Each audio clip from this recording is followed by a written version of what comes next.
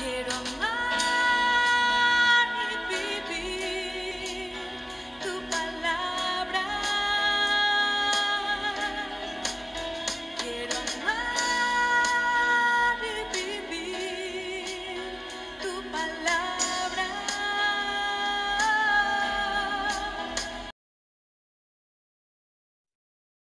La carta de Judas, o más precisamente Judá, de acuerdo con la pronunciación de su nombre tanto en griego como en hebreo. Judá era uno de los 4 hermanos de Jesús que se mencionan en los evangelios. Ninguno de los hermanos siguió a Jesús como el Mesías antes de su muerte, pero después lo vieron resucitado y se convirtieron en sus discípulos. Todos estos hermanos de Jesús eventualmente se hicieron líderes en las primeras comunidades de judíos cristianos. Judá era conocido como un maestro viajero y misionero, y esto nos provee el trasfondo para entender el propósito de esta carta. No sabemos a qué comunidad de iglesia en específico la escribió, pero lo más probable es que estuviera compuesta en su mayoría de judíos mesiánicos. Su estilo de escritura asume un profundo conocimiento de las escrituras hebreas del Antiguo Testamento, como también de otra literatura judía popular. Judas se ha enterado de una crisis que enfrenta esta iglesia, y esto nos ayuda a entender el diseño de la carta. Empieza con un cargo inicial, seguido por una larga advertencia y acusación contra los líderes corruptos que han influenciado a esta iglesia. Y luego, Judá cierra completando el encargo de lo que esta iglesia debe hacer. Judá comienza pidiendo a esta iglesia que luche por la verdadera fe cristiana. Él dice que su plan había sido escribir una obra más larga que explorara nuestra salvación compartida a través del Mesías. Pero ese proyecto, dice él, se retrasó cuando escuchó las noticias urgentes acerca de esta iglesia. Y así, él escribió esta profunda pero muy breve carta.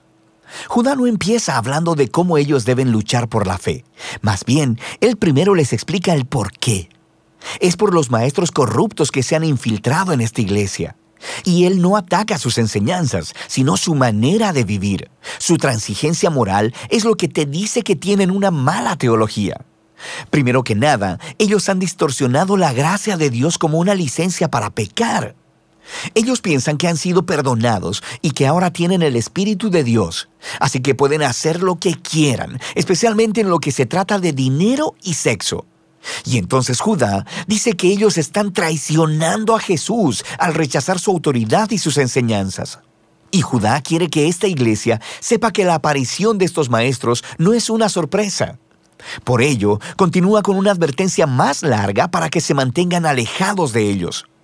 Él primero ofrece 2 grupos de 3 ejemplos del Antiguo Testamento.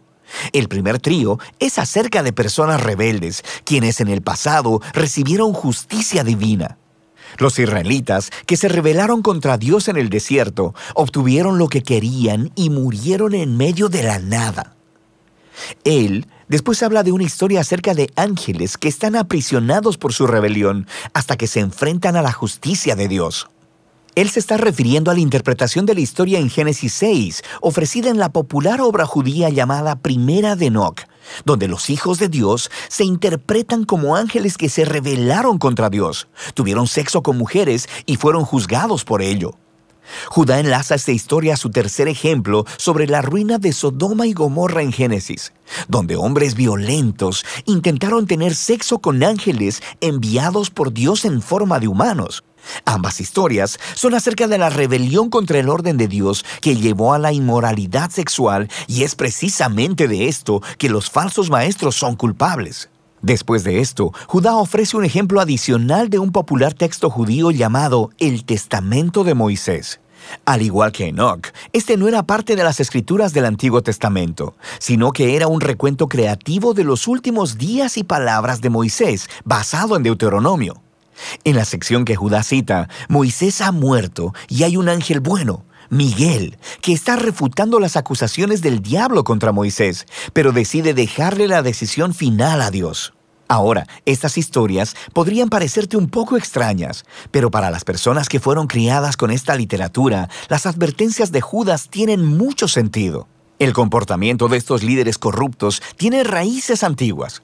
Rebelión contra la autoridad de Dios, inmoralidad sexual, rechazo a los mensajeros de Dios. Y esto se conecta con el segundo trío de ejemplos.